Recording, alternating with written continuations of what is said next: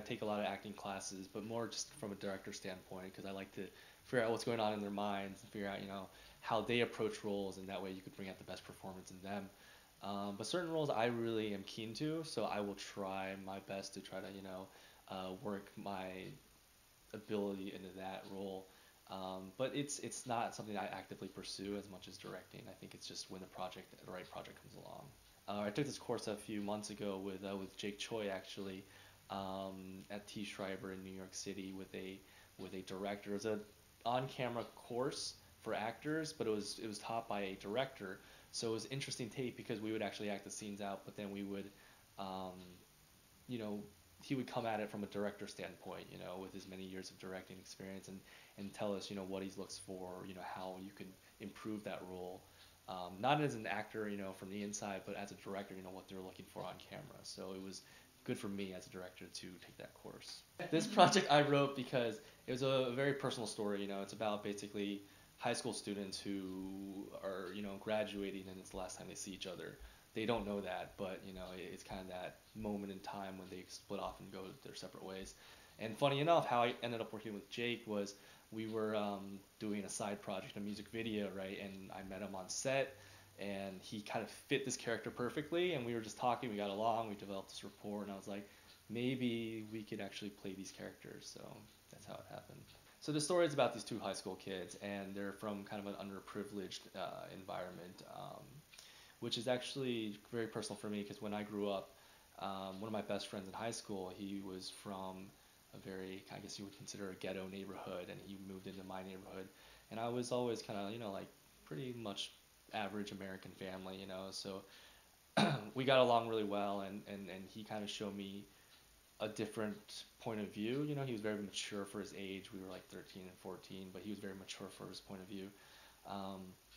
So when he eventually, went back, he was from New York City, he went back to New York City, he was just like, it was a pleasure, having this opportunity to live this lifestyle with, I was like, what are you talking about? We're 13, 14, we play in the yard, whatever, but I didn't realize that people grew up in different environments, and sometimes you don't have that luxury of a backyard, or, or your school's just not your typical school. There's violence and stuff like that, and I didn't want to overplay it, like make it over dramatic, but there is a kind of a real element behind that. So it's about these two kids, and they're, when graduation comes, one kid is basically accepted into a really nice college while the other didn't get into college. So he is the kind of this real life character that I know that understands that this might be the point when their lives make, take a turn. I was very fortunate to work with Randall Park and Jae-soo, and they're a real life couple, but they're also very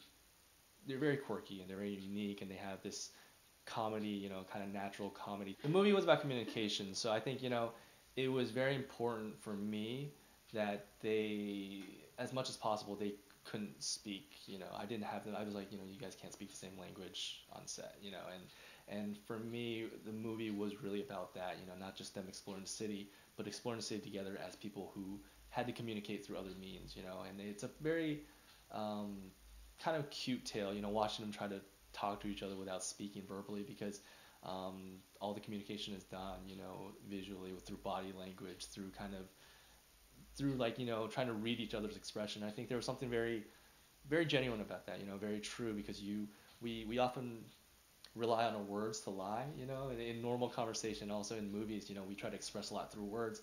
When you don't have that, when you take that away, you're very vulnerable, you're very naked, you're just kind of there, you can only emote so much. So it was watching them kind of struggle with what they're actually trying to say versus what they're trying to mean, and they're both kind of just there on a clean palette trying to communicate. So that's what I think this story really talks about.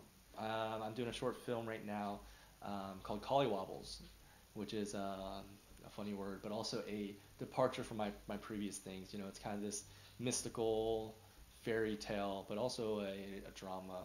I finished writing a feature script that we're going to do a reading for next month, try to raise some money and shoot it soon, hopefully. We were very fortunate with Love New York.